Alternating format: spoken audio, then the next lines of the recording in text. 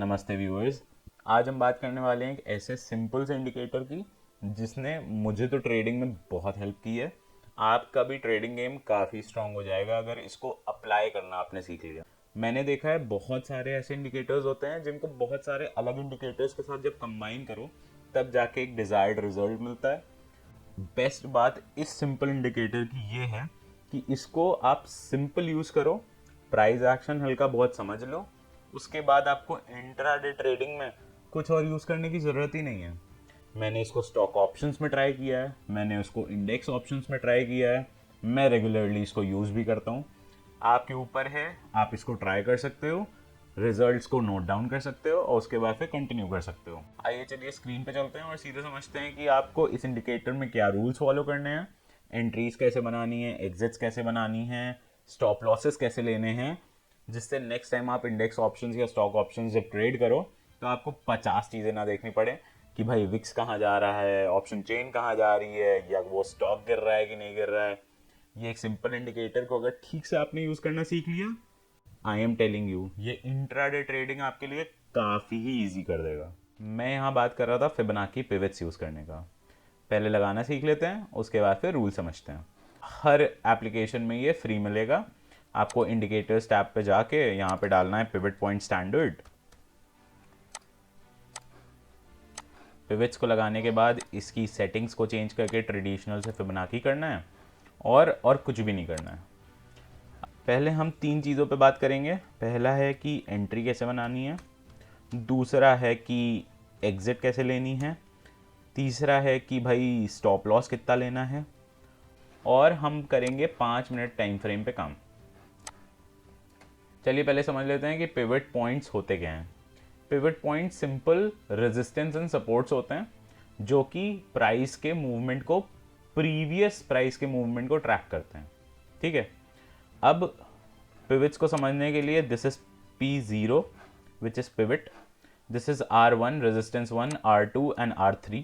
ठीक है, resistance 3, S1 S2 and S3। ये इंडिकेटर हम 5 मिनट टाइम फ्रेम पे यूज़ करेंगे और कैंडल स्टिक्स की मदद से ये डिकोड करने की कोशिश करेंगे कि भाई किस तरफ प्राइस मूव करने जा रहा है, और इसके बेसिस पे एंट्री बनाएंगे। तो पहला पॉइंट हमारा एंट्री का जो है वो सॉर्ट होगा कैंडल स्टिक्स की मदद से। ठीक है, अब इसमें कहीं भी रैंडमली देख लें अगर, तो अगर कोई भी कैंडल क्लोजिंग के टाइम पे कोई भी एक पिवट को तोड़ती है तो वो हमारी एंट्री ट्रिगर कर देती है। अब धीमे धीमे जैसे जैसे आपको कैंडल स्टिक्स का ज्ञान होगा वैसे वैसे ये समझ में आएगा कि किस तरीके से एंट्री बनाई जाती है on the basis of what kind of candlestick it is. तो निफ्टी ने यहाँ पे एक डबल बॉटम टाइप का स्ट्रक्चर बनाया। जैसे ही इसने क्लोजिंग S1 के ऊपर दी, your simple target is pivot. Nifty में ही दूसरा एग्जांपल देख लेते हैं।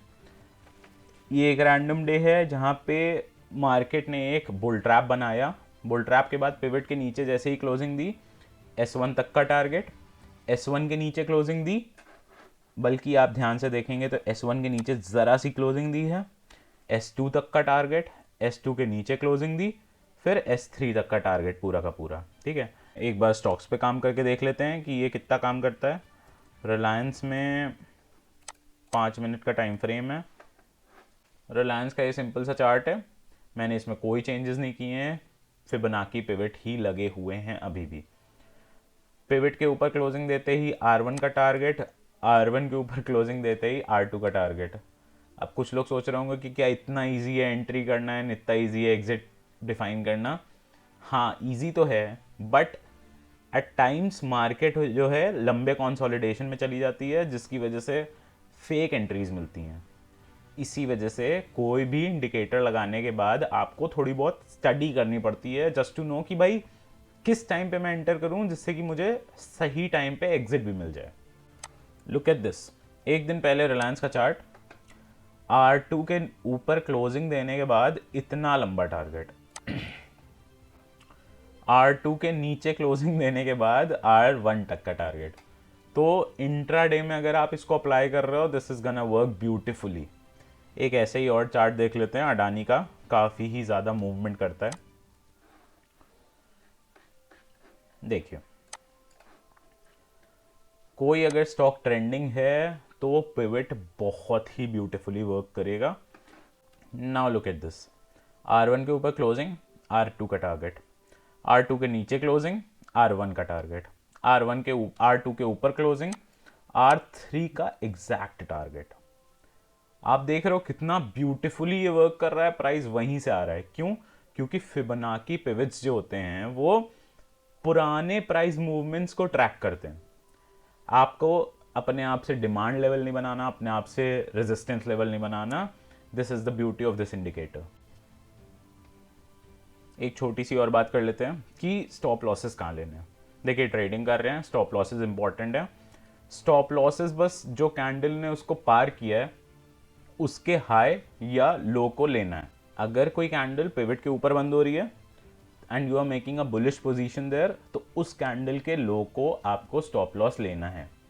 This is a very small stop loss. अगर और थ्योरीज में आप जाओगे तो यू विल रियलाइज कि वहाँ पे बहुत बड़े बड़े स्टॉप लॉसेस लेने पड़ते हैं। Because this is an intraday theory, तो वो बहुत ज़्यादा ही सिंपल रखना पड़ेगा हमें, जिससे कि बार बार एंट्री ना ट्रिगर हो या बहुत सारे स्टॉप लॉसेज ना हो। ठीक है, मान लेते हैं आपने यहाँ पे एक शॉर्ट पोजीशन बनाई, तो इस कैंडल के शॉर्ट पे आपने शॉर्ट किया, तो इसको आपको स्टॉप लॉस लेना है। ठीक है, अच्छा इस हिसाब से तो देखा जाए तो यहाँ पे एक छोटा स्टॉप लॉस हो गया। आप ये देखो कि आपने अगर इसके बाद इसमें बुलिश पोजीशन बनाई होती तो आपने कितना लंबा टारगेट लिया, which met directly from pivot to R1। Let's say IndiGo का चार्ट लेते हैं।